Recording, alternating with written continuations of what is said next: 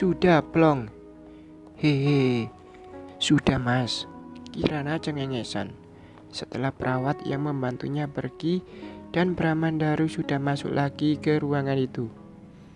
Mas kok bisa ada di sini? Apa mas bertugas di rumah sakit ini? Atau sedang ada keperluan di rumah sakit ini? Daru merapatkan kursinya ke ranjang Kirana. Diraihnya tangan gadis itu dan digenggamnya erat. Tapi Kirana berusaha menariknya tangannya agar terlepas. Biarkan begini, gak usah dilepas. Aku kangen kamu. Daru menatap gadis itu lekat-lekat.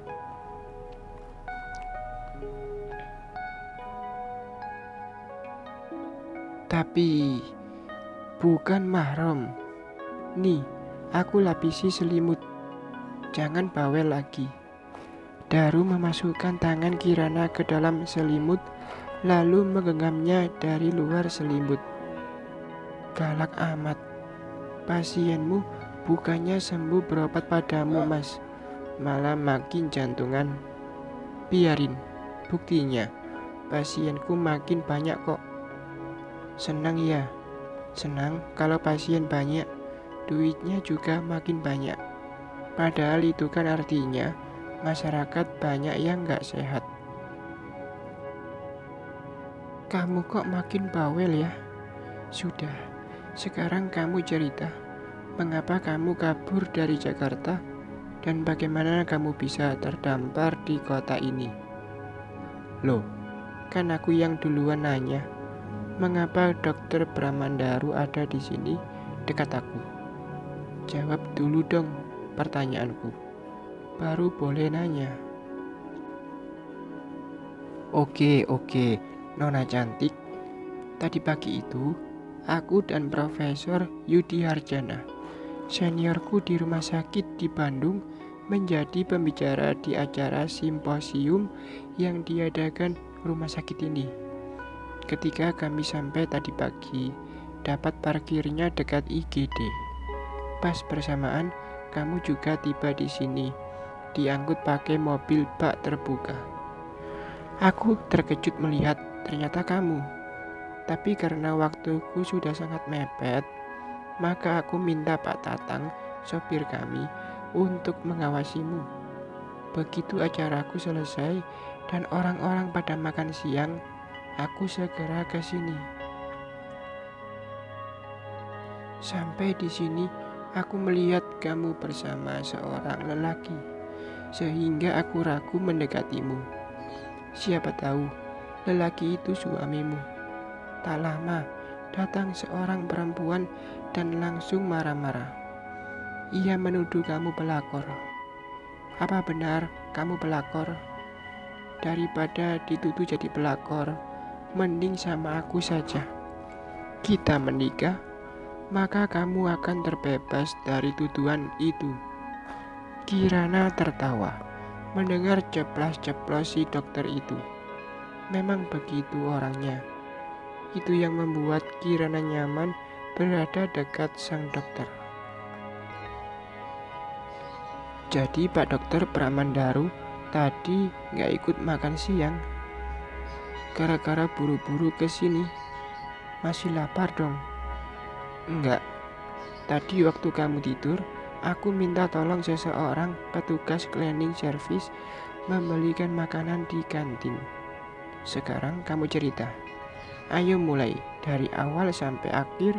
Jangan ada yang disembunyikan. Kirana menarik nafas panjang. Ia tidak punya siapa-siapa. Sejak ia pergi meninggalkan rumah keluarga Alfian di Bandung, Dokter Bramandanula menjadi orang terdekatnya. Dokter itu mengobati fisiknya juga batinnya. Dokter itu tulus membantunya saat ia sedang terpuruk fisik dan mentalnya. Lalu ketika Kirana mengetahui dirinya hamil, ia pun pergi meninggalkan dokter itu. 2 bulan mereka berpisah. Tepatnya Kirana meninggalkan dokter itu Kini mereka bertemu lagi dalam ketidaksengajaan. Inilah jalan Tuhan yang harus dilaluinya.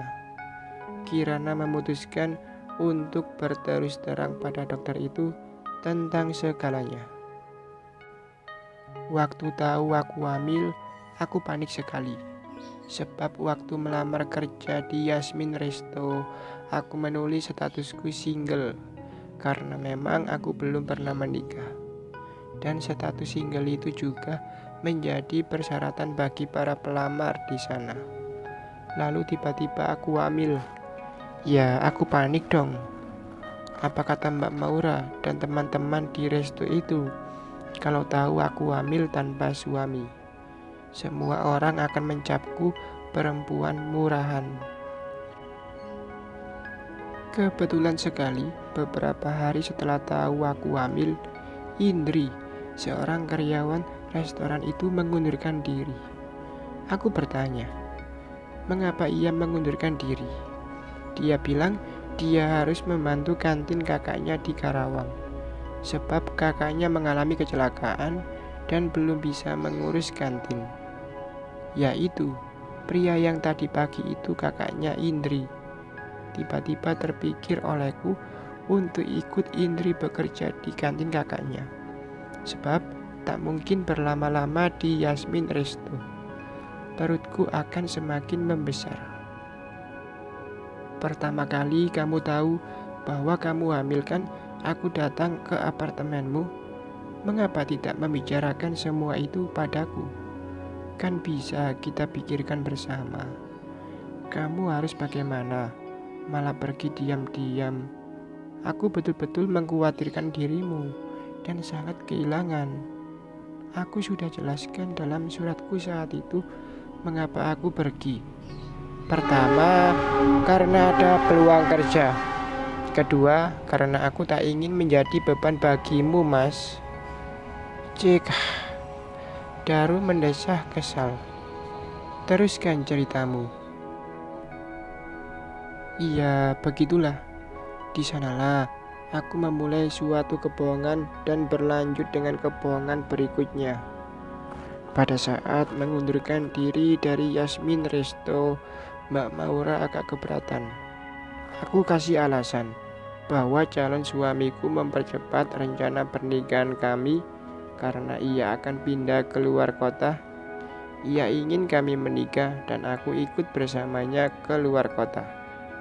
Itu kebohongan pertamaku, dan tentang kebohongan ini Indri tahu. Ia tahu bahwa aku resign bukan karena akan menikah. Aku jujur padanya bahwa aku sedang hamil. Kepada Indri dan keluarganya aku mengatakan bahwa suamiku baru meninggal dunia.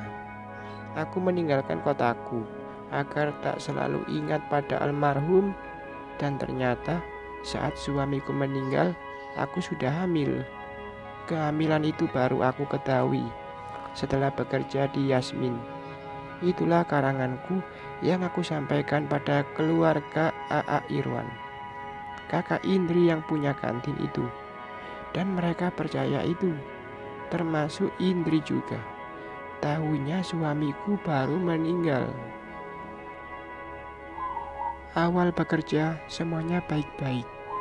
Aku kan punya pengalaman bekerja di kafe waktu kuliah dulu. Aku sarankan beberapa perubahan dalam pengelolaan kantin supaya lebih modern, praktis, dan ekonomis. Mereka menerima semua saranku. Karena AA Irwan sudah mulai sembuh dan sudah bisa bekerja lagi di kantin, aku mengajari AA Irwan pembukuan sederhana untuk mencatat keuangan kantin. Melihat kedekatanku dengan AA Irwan, mulailah istrinya cemburu. Padahal aku benar-benar hanya bekerja di kantin itu. Tak sedikit pun terniat di hatiku untuk menggoda suami orang. Digoda dokter spesialis jantung yang tampan dan muda saja, kamu menolak dan memilih kabur. Masa malah menggoda suami orang? Sela Bramandaru yang membuat Kirana terkekeh mendengarnya. Terdengar ponsel Kirana berbunyi. Ponsel itu tadi ditaruh Indri dalam tas Kirana yang dibawakannya tadi pagi. Aku ambilkan, ya, kata Daru. Kirana mengangguk.